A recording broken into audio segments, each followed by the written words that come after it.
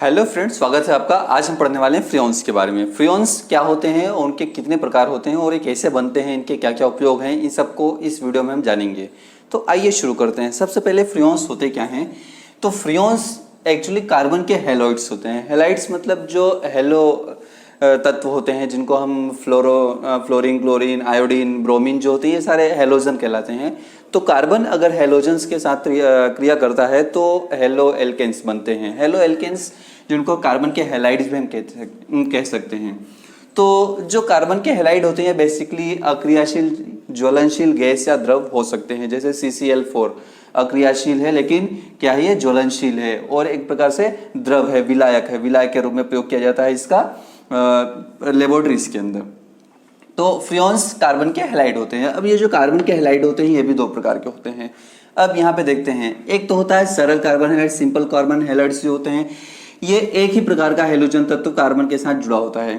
तो कार्बन के हैलाइड में जो सिंपल टाइप्स होते हैं उसमें ये होता है कि इसमें कार्बन अगर है तो उसके साथ सिर्फ एक टाइप का ही हैलोजन, चाहे फ्लोरीन हो सकता है, क्लोरीन हो, आयोडीन, चाहे ब्रोमीन, कोई भी हो, कोई एक तत्व जुड़ा रहेगा। CCl4 जिसके अंदर कार्बन और क्लोरीन, जिसको टेट्राक्लोरोमेथेन भी बोलते हैं हम। तो ये यहाँ पे देखिए एक ही प्रकार का हैलोजन तत्व कार्बन के साथ जुड़ा होता है। तो ये जो होता है इसे हम बोलते हैं सिंपल कार्बन हैलाइड या सिंपल सरल कार्बन हैलाइड इसको कहते हैं। अब इसके अंदर कुछ एग्जांपल जो मैंने आपको लिख रखे वो देख लीजिए। तो ये हो गया CF4, मतलब कार्बन की 4 वैलेंसी होती है, फ्लोरीन की 1 होती है। मतलब इस तत्व में सभी की एक नेगेटिव वैलेंसी होती है हैलोजन में। तो CF4 कार्बन टेट्राफ्लोराइड बोल सकते हैं, ये कार्बन टेट्राक्लोराइड हो गया, कार्बन टेट्राब्रोमाइड या आयोडाइड हो जा सकता है, आयोडीन होगा तो आयोडाइड हो सकता है। तो ये सिंपल होते हैं जिसके अंदर सिर्फ एक कार्बन के साथ एक हैलोजन जुड़ा होता है। अब दूसरा यहाँ पे होता है कि जो मिश्रित कार्बन हैलाइड। मिश्रित कार्बन हैलाइड का मतलब यहाँ ये है कि जो कार्बन होता है उसके साथ एक या एक अगर जुड़ेगा तो सिंपल वाला बन जाएगा, 2 हैलोजन तत्व अगर जुड़ जाए।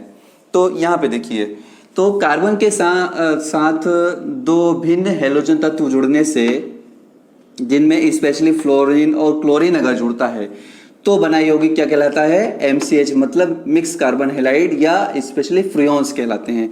और फ्रियोन्स एक्चुअली होते ही हैं जिनके अंदर फ्लोरीन और क्लोरीन होता है, तभी इसको पॉलीक्लोरोफ्लोरो एल्केन कहते हैं। क्लोरोफ्लोर मतलब क्लोरीन और फ्लोरीन दोनों मिले हो तो ही ये फ्रियोन्स होते हैं।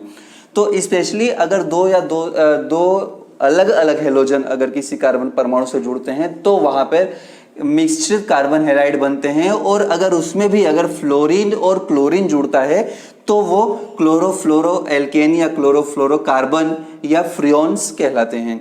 एल्केन्स का मतलब कार्बन जो होता है एल्केन से बनाता है सिंगल बॉन्ड के साथ, तो एल्केन। तो क्लोरोफ्लोरो एल्केन या क्लोरोफ्लोरो कार्बन या पॉलीक्लोरोफ्लोरो एल्केन्स को ही हम क्या बोलते हैं, फ्रियोन्स कहते हैं। अब यहाँ पे सबसे पहले हम देखेंगे कि जो फ्रियोन्स होते हैं उनको बनाया कैसे जा सकता है। तो हम जानते हैं कि जो कार्बन होता है उसके साथ 2 अलग अलग हैलोजन जुड़ने चाहिए। तो ऐसा हम कोई तत्व लेंगे जिसके अंदर 2 अलग अलग हैलोजन जुड़े हुए हों और उनका आपस में क्रिया कराएंगे। तो यहाँ पे हमने लिया CCl4 कार्बन टेट्राक्लोराइड या टेट्राक्लोरोमेथेन जिसको हम बोलते हैं, और एक दूसरा हमने हाइड्रोजन फ्लोराइड हमने ले रखा है। तो HF और CCl4 दोनों क्या हैं, तत्व हैं। अब ये जब आपस में SbCl2 एंटीमनी पेंटाक्लोराइड की उपस्थिति में स्पेशल कंडीशन में जब ये आपस में क्रिया करते हैं तो ये अभिकारक क्रिया करके जो नया उत्पाद बनाते हैं। इसके अंदर से क्या करता है, कार्बन अपनी एक वैलेंसी क्लोरीन को त्याग कर खाली करता है। अब क्लोरीन को त्याग कर एक वैलेंसी जो खाली हुई थी, फ्लोरीन जाके क्या हो जाता है, उसकी जगह जुड़ जाता है। अब यहाँ पे CCl3 और एक फ्लोरीन जुड़ गया, CCl3F बचेगा और यहाँ पे H और एक Cl जो आता है वो यहाँ पे जुड़ जाता है। तो यह CCl3F और प्लस HCl बनाता है। और यह यहाँ पे क्लोरीन और फ्लोरीन जुड़ा हुआ, इसलिए इसको क्या बोल रहे हैं हम यहाँ पे, फ्रियोन बोल रहे हैं। तो इस प्रकार से 2 सिंपल कार्बन हैलाइड जिसमें से स्पेशली क्लोराइड और फ्लोराइड होते हैं, उन दोनों से के संयोग से कार्बन टेट्राक्लोराइड, एक एग्जांपल जिसका मैं बता रहा हूँ, हाइड्रोजन फ्लोराइड, इन दोनों के संयोग से क्या बनता है, मिश्रित कार्बन हैलाइड बनते हैं। तो ये जो होता है इसको हम क्या बोलते हैं, CCl3F, इसको हम फ्रियोन कहते हैं। अब और भी तरीके हो सकते हैं इनको और क्रियाशील कराया जाए तो अलग अलग टाइप के फ्लोरीन बन जाएंगे। अब यहाँ पे जो फ्रियोन्स होते हैं उनका नामकरण कैसे किया जाता है। तो फ्रियोन्स का नामकरण बहुत इंपॉर्टेंट होता है, ये हम देख लेते हैं। तो मान लीजिए कि यहाँ पे जो फ्रियोन है उसको हम XYZ लिखते हैं, क्योंकि इसके अंदर क्लोरोफ्लोरोकार्बन कहता है, तो एक क्लोरो होगा, एक फ्लोरो होगा और दूसरा क्या होगा, कार्बन होगा। तो उसको XYZ के फॉर्म में लिखते हैं। जहाँ पे X क्या होता है फ्रियोन का, कार्बन एटम की संख्या उसके अंदर कितनी है। कार्बन एटम की संख्या जितनी भी होती है उसके अंदर से एक माइनस करके लिखते हैं। तो कार्बन एटम की संख्या को माइनस किया जाता है, जितने भी कार्बन एटम होते हैं उसमें से एक माइनस किया जाता है, मतलब कार्बन में से एक माइनस करके लिखा जाता है जब भी हम इसका नामकरण करते हैं। तो और Y जो होता है वो हाइड्रोजन एटम की संख्या होती है। हाइड्रोजन एटम की संख्या जो भी हम हेलो एल्केन जो भी हम यहाँ पे हेलो एल्केन या फिर यहाँ पे जो फ्रियोन होता है उसके अंदर जितने भी हाइड्रोजन परमाणु हो उसके अंदर एक प्लस करके लिखा जाता है। क्योंकि इसके अंदर हाइड्रोजन परमाणु नहीं होते हैं इसलिए एक प्लस ऑलरेडी वहां पे लिखा जाता है, तो उसे +1 करके लिखा जाता है और इसे H+1 लिखा जाता है। मतलब जो भी हाइड्रोजन एटम उसके अंदर प्रेजेंस होंगे उसमें एक ऐड करके लिखा जाएगा। तीसरा जो Z होता है वो फ्लोरीन होता है और फ्लोरीन एटम की संख्या उसके अंदर कितनी है वो होती है। तो अब आइए यहाँ पे देखते हैं कि अगर आपको क्लोरोफ्लोरोकार्बन्स दे रखे हों, क्लोरोफ्लोरोकार्बन या जिसको हम फ्रियोन बोल रहे हैं, तो उनका नामकरण कैसे किया जा सकता है। तो यहाँ पे हम देखते हैं नोमेनक्लेचर। अब नोमेनक्लेचर में यहाँ पे हमने मॉलिक्यूल्स ले लिए। यहाँ पे आपने क्लोरीन CFCl3, CF2Cl2, C2F2Cl4 और C2F3Cl3, ये 4 एटम हमने ले लिया। अब इन सभी का नामकरण करते हैं। अब ये चीज आपको याद रखनी है, कार्बन एटम की संख्या को X से, हाइड्रोजन एटम की संख्या को Y से और फ्लोरीन एटम की संख्या को Z से दर्शाते हैं। तो यहाँ पे X, Y, Z की कितनी वैल्यू हो वही हम यहाँ पे लिखेंगे, उसके अकॉर्डिंग यहाँ पे हम नेम लिखेंगे। अब देखते हैं CFCl3 जो आपको दिखाई दे रहा है, CFCl3 में कितने कार्बन परमाणु हैं उसमें से एक माइनस कर दीजिए। तो X, क्योंकि कार्बन एटम की संख्या क्या होती है, जितनी भी होती है उसमें से एक माइनस करके लिखा जाता है। तो यहाँ पे कार्बन एटम की संख्या तो एक है और एक में से अगर एक माइनस कर देंगे तो 0 की जगह क्या हो जाएगा, यहाँ पे आपका हो जाएगा 0, मतलब यहाँ पे 1 की जगह क्या हो जाएगा, 0 हो जाएगा। तो ये हो गया आपका 0। कार्बन एटम की संख्या X एक थी, उसमें से एक माइनस कर दिया, 0 हो गया। Y में क्या है, हाइड्रोजन एटम की संख्या में +1 करके लिखना है। अब यहाँ पे हाइड्रोजन एटम की संख्या तो है ही नहीं, तो यहाँ पे हाइड्रोजन एटम नहीं है तो भी उसके अंदर प्लस करके लिखना है। तो हमने Y की जगह क्या लिख दिया, 1 लिख दिया। और Z क्या है, Z है यहाँ पे फ्लोरीन एटम की संख्या। अब यहाँ पे देखिए फ्लोरीन एटम कितना है, फ्लोरीन एटम एक ही है तो यहाँ पे लिख दीजिए 1। अब यहां पे देखते हैं, यहां पर कार्बन एटम की संख्या क्या है, 1 है, 1 माइनस करके लिखिए तो ये हो गया आपका 0। इसके बाद Y, फ्लोरीन एटम की संख्या कितनी है, फ्लोरीन एटम की संख्या यहाँ पे Z से दर्शाते हैं, तो Z यहाँ पे हो गया, ये आपका 2 हो गया। लेकिन Y क्या है, हाइड्रोजन एटम की संख्या, हाइड्रोजन नहीं है लेकिन तो भी उसके अंदर एक ऐड करके लिखेंगे, तो हमने यहाँ पे एक ऐड करके लिख दिया। इसके बाद अगला जो है C2F2Cl4। अब यहाँ पे देखिए, यहाँ पे कार्बन एटम की जो संख्या है वो 2 है, लेकिन हमें क्या करना है, 2 में से एक माइनस, मतलब कार्बन में से एक माइनस करके लिखना है। तो यहाँ पे आएगा 1।